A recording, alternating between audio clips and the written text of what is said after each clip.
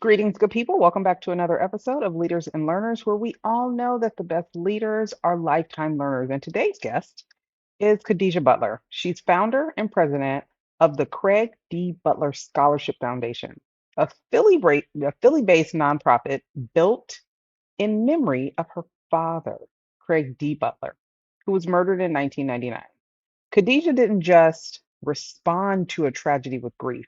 She responded with infrastructure, scholarships, data, strategy, and a public health approach to violence interruption that centers education as prevention, not punishment. She's an author, a community disruptor, and proudly, she's self described as an all round the right girl. You remember that song? Little LL Cool J in there. Okay, never mind. But she has receipts. Her work, it tackles the school to prison pipeline head on while confronting a very hard truth. In Philadelphia, Black students earn just 14% of all college degrees compared to 53% of white students. Today, we're talking about what it really takes to close the gap. Why charity isn't enough without systems. Systems sometimes need change, and how Khadijah is laying the foundation, brick by brick, for the next generation. So, without further ado, Miss Butler, how are you? Oh, how are you, Tanya? That was an amazing intro. Listen, you are an amazing woman. Thank you So so much. I want people to get to know you and Thank what you got you. going on because we got some scholarships. But before that, Yeah. I want to get into your story and how you even wound up in a situation where you felt like you needed to do this. You know what? Over the last couple of years, the things that I would say the most is I just feel like it's been an assignment. I mean, everything that's kind of poured into my lap with the nonprofit has just been me saying, I knew I wanted to honor my father. I didn't want to just go out and just do anything. I knew I also wanted to be a force for change in Philly and now just other underrepresented areas. But it's all I can say now is it is an assignment because it's not running a nonprofit is definitely not for the weak at heart. But it's been the most fulfilling thing that I have done in my life thus far for sure. I love to hear that. And I was talking to a pastor who had the nonprofit not too long ago, and we were talking about misconceptions of nonprofits. And one of them is that it's easy. It's just it's so easy. And I'm like, absolutely not. I Who comes wonder up with who that said stuff? that though. Like, where did that even come Obviously not someone that has run a nonprofit. I was an associate executive director for a YMCA. So from? recognizing that, listen, from the bottom to the top, and that's a large nonprofit. It is Yeah, still work. yeah, It's a yeah. lot of work. You've said that not all bad things happen in Philadelphia. Who Mhm. benefits from the opposite narrative staying alive? Who benefits from that narrative staying alive? To me, I think those that benefit are the ones that you can't see, the ones that are the Marcuses and Rashidas, the ones that have these 3.9 and 4.0 GPAs that come to us where we have this, like you said, using the word misconception, we have this misconception that all you see is violence and crime. When I see students that have been affected by gun violence or a family member and they are just dominating, and it's like if finances were not an issue, they would be compared to those of other races with, that had the same type of educational resume. Yeah. Do you think that America is more comfortable funding punishment than Mm, prevention? mm. I don't know if it would be more comfortable if it's more just about money. I mean, to me, I can go on and on about conspiracy theories about what I think, but I think it's profitable to profit off of those that have done wrong versus profiting on what a nonprofit brings, which is impact. Yeah, let me see. Are they comfortable? So is it just lack of, there has to be, there's something missing. Like, help me talk through this. What is missing for more punishment than prevention to happen? I just feel I like think something it's is missing in the people that are making the decisions. I mean, I'm wondering, I think a lot of it is lack of resources. I think a lot of it is also just lack of awareness. I mean, there's still a lot of people that don't know that we exist, and I get it. We're not this big, we're not like a big YMCA or, a Salvation Army. So I think a lot of it is that. I think I mean, we have to put a lot of it, especially if we're talking about our kids, where are the parents at when it comes to them being instrumental just to make sure that they're staying out of trouble? So it's one thing to be living in these underserved populations, but then what are they doing with that idle time? Like, how are they redirecting that focus? So I just think it could be a number of things depending on the child and the person. Yeah, I love how you frame education as a public health response to gun violence. Hmm. Why is that framing still radical to policymakers? Or is it? Are they just they just playing with us like they don't understand? I mean, I guess it would still continue to go back to my same narrative of what's the profit in it. I think thinking right now about what's going to happen with those that are not going to be getting funded anymore, like how now they're talking about taking away certain areas of the government that's regarding education. Like for me, I always base it off of funding. Like I'm sure if we were like $1 million nonprofit, there would be so many things that I could do to make an impact. But I mean, if you have like such a big conglomerate, like these different corporations and the government that's controlling it, is money really the narrative behind it? That for me, that's It, what it feels like. But again, that's just my opinion. I mean, okay, well, follow me. It's financially more beneficial when Mhm, kids do better. It just is. It's better for the nation. It's better for the companies. Even with DEI issues now, they make a big stink out of it, but the truth of the matter is companies profit more the more diversity they have in their company. mhm, However, they still want to fight that. So it can't be finances because they've done studies on if I take a kid from high school or early college years or even high school, mhm, mentor him through college, and then he has his internship at my company is going to benefit. And he's mhm, going to be really good because mhm, he's had the guidance. So, in all honesty, if you track the dollars and cents, mhm, maybe it's not immediate gratification, but on some level, when you put back into these communities that are more profitable and these communities are flourishing, mhm. and you're looking at dollars and cents, it really is much better financially when you invest in them rather than Right. keeping them in prison or But if making sure that they don't go. So that's why I'm like, yeah. I agree with the dollars and cents, but when you look at the long-term ROI on Mhm, investing in youth, you mhm. win when you do that. So why is it that they're still fighting that? I'm wondering if if I think about like my day to day, so I think that's kind of where maybe my nonprofit heart came from. Like I've been working in clinical research for 20 years. So I feel like there are certain organizations that, they are really aligned with we care about diversity, we care about like the impact that it's going to have.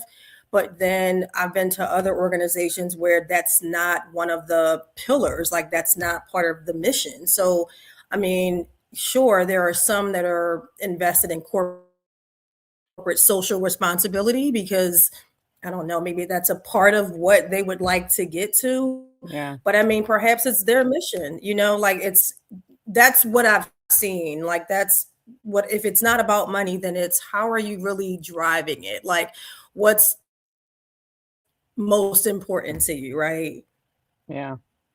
You call yourself, I can't wait to get into this. You call yourself the ultimate trap queen, double entendre. Why is reclaiming language part of leadership for you? Talk to me about that.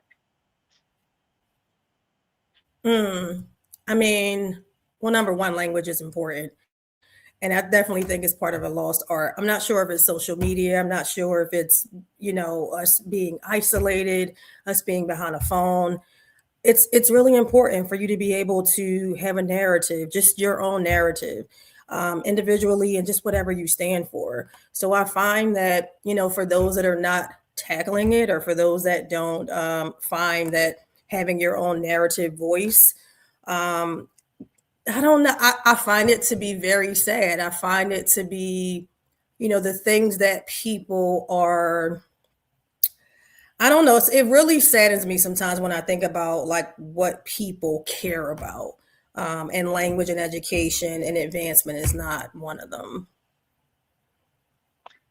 They don't care about who. Be a little more specific. Who doesn't care about it? Because we do.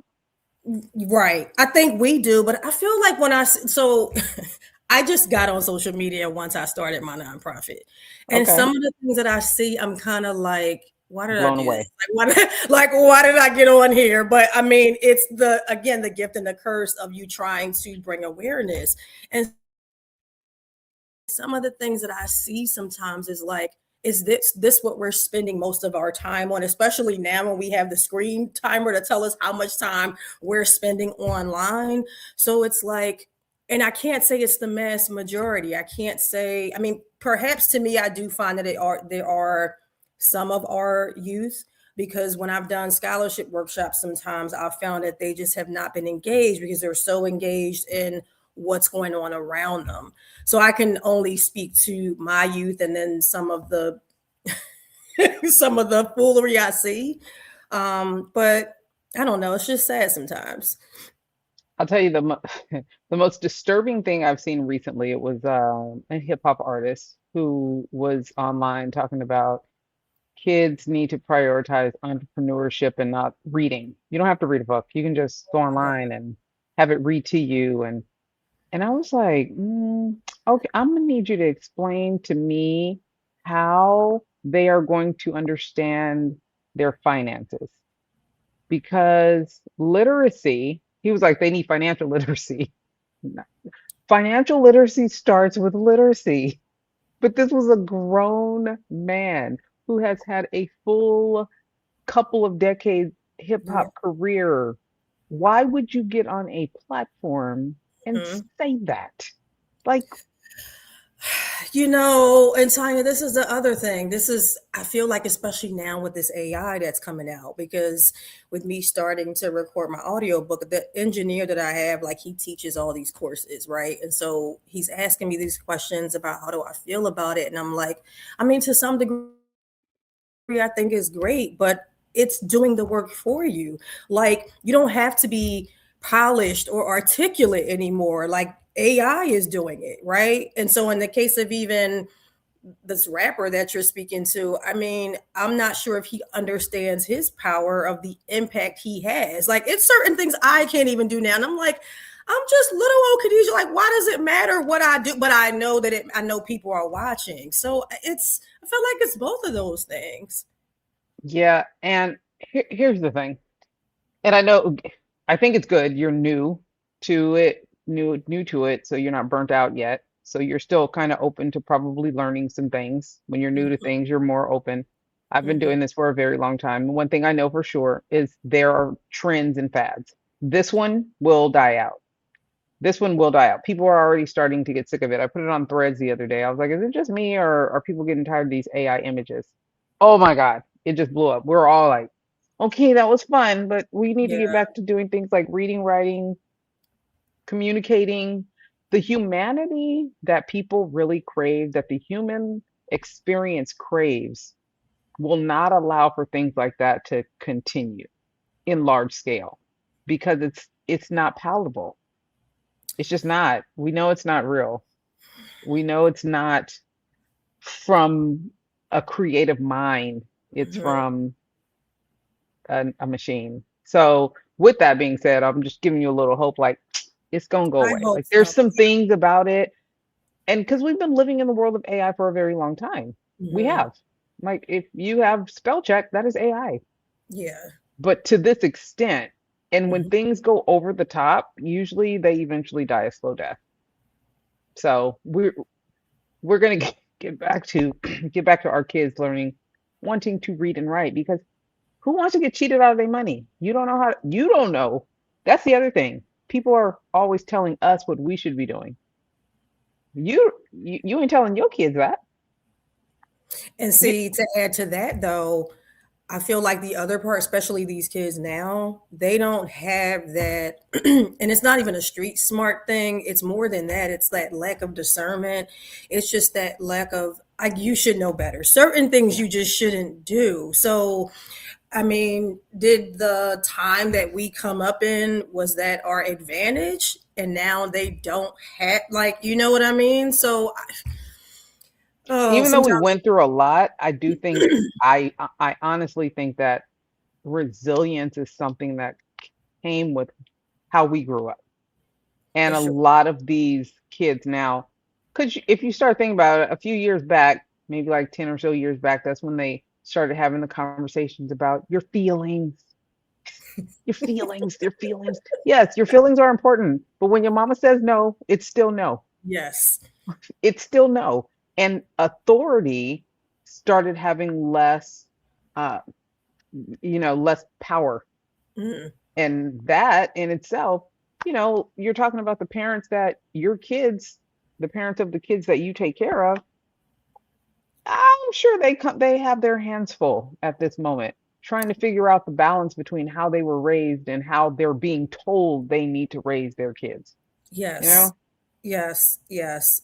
Which then trickles down to the teachers, because if the parent is saying one thing and or the parent is saying nothing, that's Yep. now the impact of why organizations like mine, Need why to we're exist. around. Yeah. You need to exist. You need to exist. For You are a sure. necessity in the community. Your book is called Laying the Foundation Brick by Brick. What's the brick people underestimate the most? Mm, the actual brick they underestimate. I mean, within the book, I would say, and we talked about it just now, is underestimating one that starting the nonprofit is not as hard as people think. I think that was my brick, like my misconception, like, oh my God, nonprofit, who's doing that? Right. But I think what could probably tie them neck and neck, um, people just not wanting to do the work because they feel like they're not getting that instant return. Like, one thing I've learned, we have hit 6 years yesterday on my father's birthday, and I'm recognizing that people want the instant. And again, maybe it's also just a part of our culture right now. But instead of seeing the long term impact, they're like, I want it right now. So I would say those two would be the bricks. Hmm. That's it. Yeah, that's good. So, instant gratification. Folks are still Mhm. stuck in a very immature mindset of instant gratification. Listen, people, it takes time, okay? Change takes time. It I'm gonna need does. y'all to relax a little bit. Just understand that it's coming. And congratulations on 6 years. You know what I'm saying? Congratulations. Appreciate the work that you're doing.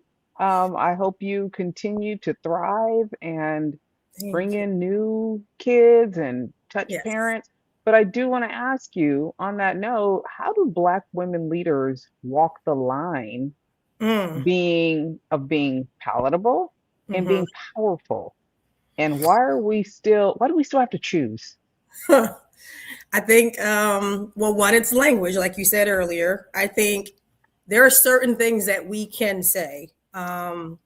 But the other thing is the power in me running my own nonprofit is me having the power and the autonomy. So I can choose whether or not whoever comes to me and tells me what I should be doing, like, sir, if you want to run a nonprofit, you can, but not here. So I think it's like you said earlier, it's really delivering your message. You can be diplomatic, but I think there's still a way for you to enforce what it is that you want. But it is hard. It is a challenge because I do find that because I'm an African American woman, I run up against things that it's 10 times harder. Like it's 10 times harder as far as financing grants.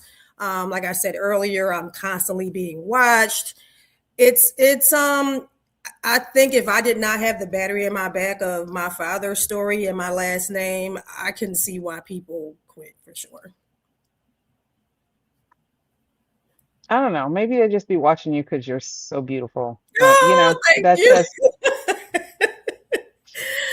they don't Oh know my, how to tell you. They're afraid of how you might react. So they just stare and they just watch all your movements so they can try to say something to slight you. And just maybe oh if my, you were ugly, they wouldn't watch you so much. But oh my goodness. we have to take the good with the bad. We got to take the good with the bad. You know what I'm saying? Oh my God. Listen, um, I wrote my book about watching my mom get shot and being in Mm. a federal witness protection program. And there's a lot of other stuff in the book and certain pieces of it when I was writing, I would be like, "Ah, I don't know if I want to talk about that, but I needed to, it just needed to be said. What parts of your story did you hesitate to put on the page and then you wound up doing it anyways?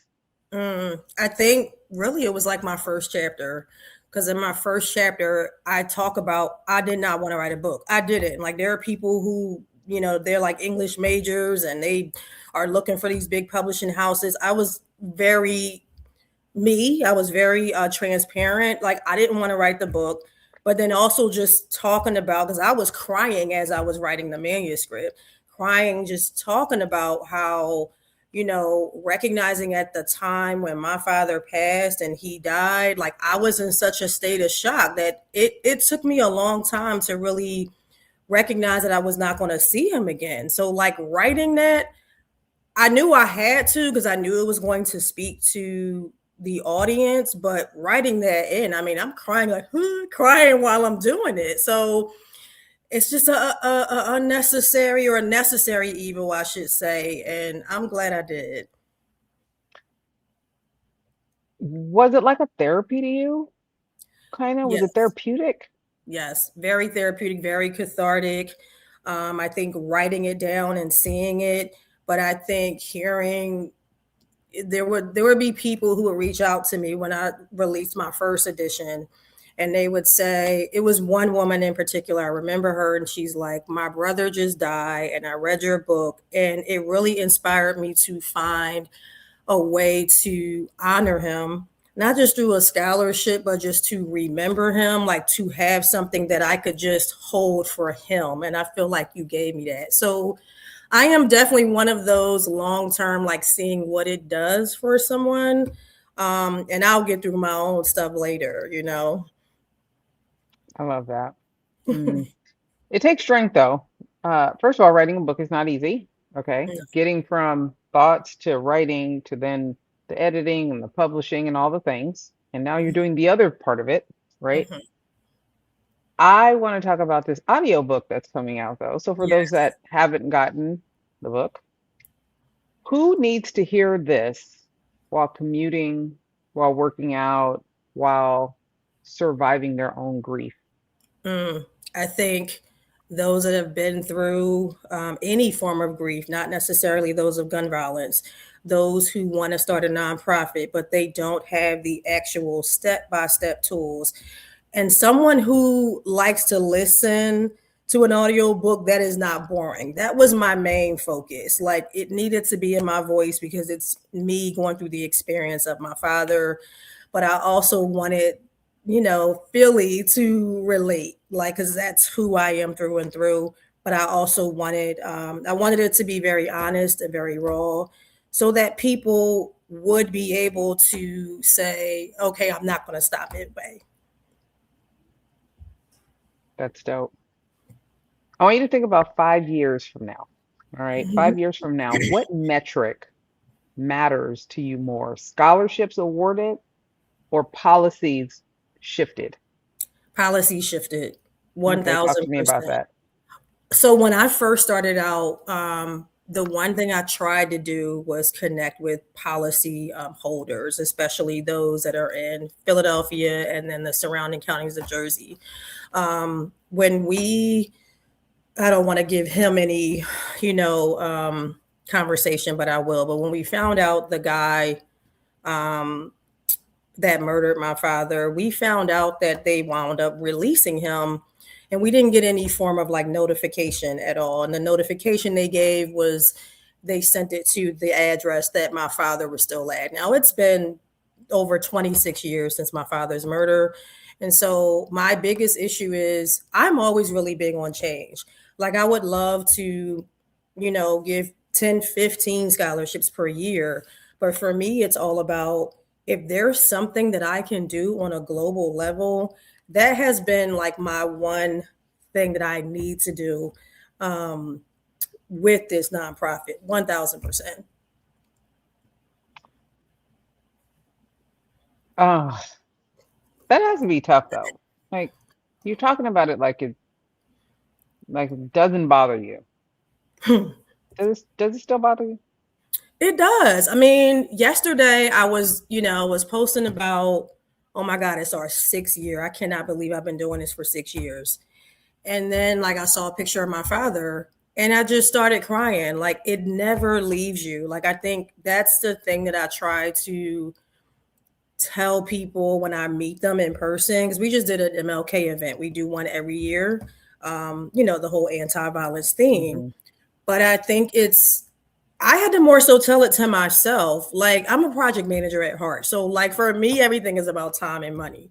And so I'm like, it's been 26 years. Why does this still bother me? But that was my father. Like that was to me, like that was my hero. Like that was my first everything. So it's I more so give myself grace and I try to tell the people that I connect with in the community to do the same thing. Like you'll never you'll get I don't want to say you'll get over it because you won't. Um, but just give yourself grace when you're sitting in that moment. When people say when people say, "Oh, time heals all wounds," I'd be like, "Bullshit." Yes. It does not. Yes. Stop saying that. Please don't say that ever to me ever, because Yes. there are some wounds. When it comes to matters of the heart, especially, Hmm. it's, and I try to explain this. Let me know if this is off. I'm like, when it Hmm. comes to matters of the heart, it's on the inside, so you can't put Neosporin on or Band-Aid on it. And sometimes it kind of heals, but Hmm. anything can rip those stitches. And Yes. when those stitches start ripping, you can't go fix it. Yeah. And it hurts. And it is unbearable at Hmm. times. Hmm. And you never know what is going to happen to Yeah. bust them stitches. You don't. You And don't. then you gotta heal all over again. Yeah. And this is over and over and over, and it never fully heals. So for Yeah. those of you that have dealt with grief, and you healed, God bless you. But there are many of us out here that sink regularly. Okay. So I'm saying that to you because I know with the work that you are doing, Hmm. that the level of strength it takes to continue to heal and then give of yourself is like magnanimous. It really I think that's the reason why I was saying it has to be an assignment because it's not something that I chose for myself. It's not something that I saw. Um, but I just I feel like when you see at least for me, like when I saw like the first year, our set first year scholar, and his father came up to me and he's telling me like I don't think you understand like what you did for my son. Like it's not just giving him the scholarship, like it's giving him the power to feel like he can soar, like he can take that with him. So I mean, when I think of like who I am, I'm like, I didn't see myself as like this, I don't know, activist or even a community disruptor initially, but I'm not going to stop until I disrupt because that's just who I am at this point. So it is certainly not easy, but it is an assignment, and it has definitely been my purpose. Because you are that girl. You are that girl. Yes. So, speed round, real quick. I got a couple questions for you. Hmm. Finish this sentence. Philly made me, but it also. Oh God, Philly made me, but it also. I'm not supposed to be a speed round. Philly made me, but it right. Like I'm aware it's supposed to be a speed round, but I'm trying to think about it. She's Philly like, what made me, did but it. Philly do to me? Damn it. Dang. I don't know why I'm like stuck really thinking about this. Philly made me, I but it think you're gave me. scared to say it. What? I'm not, because to me that doesn't sound logical. Like Philly made me, but it bred me. It made me, but it Kinda. bred me. I guess it did because Yeah. I mean I carry it in my heart, and I guess a lot of who I am is because of where I'm from. Yeah. Gotcha. So I'm from the Bay. I'll say the Bay made me, but it also toughened me Mm. because, you know, I live in LA now and I'd be like, I'm not from here. I have to remind people I am not from here. Yeah. Yeah. Okay, education without equity is just, Baseless. It's oh, baseless. We just did so at MLK Day. We just did this activity with the community to say equity in education means what, and I put it on our YouTube, and really like hearing people's baseless. responses, black and white, bunch of different races. Their thing is, I still don't know the answer to this. So I'm saying baseless because I feel like people are saying they're saying what they want, but without one of the other, we're not on the same playing field. We're just not. Yeah, I feel that. The biggest myth about violence prevention is,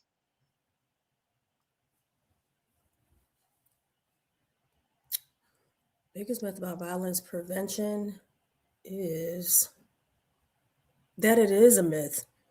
I mm, mean, that it is a myth. Like to me, there's no right or wrong way to do it. There's a ton of us, I want to say, like us community leaders, like, because now I'm kind of flacking with some of these in the same circles. There's no right or wrong way. We have different missions, different pillars. We're all just trying different ways to just try to make it work. Like it really just is a myth. yeah. Favorite Philly sports team? Of course, it's the Eagles. Now that this year they was a little rocky. They was a little like she look you're laughing like they were a little. Wait a minute, Tigers.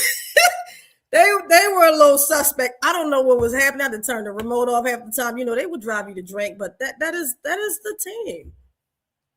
I was like, what is going on in y'all locker room? Like, the news is not covering the right stuff. Like, I don't know what was going on this year. It was very different. They was just moving weird, wasn't they? mm, yup, they were.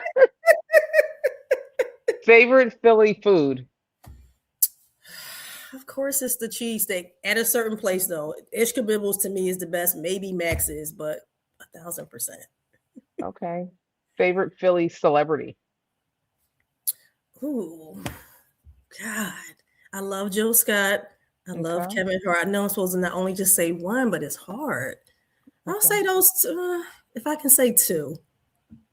Oh, we're not fresh on Will Smith anymore? He's not our guy? I do. I know. I love Will Smith, but you said Like, favorite. Like you said, favorite right now.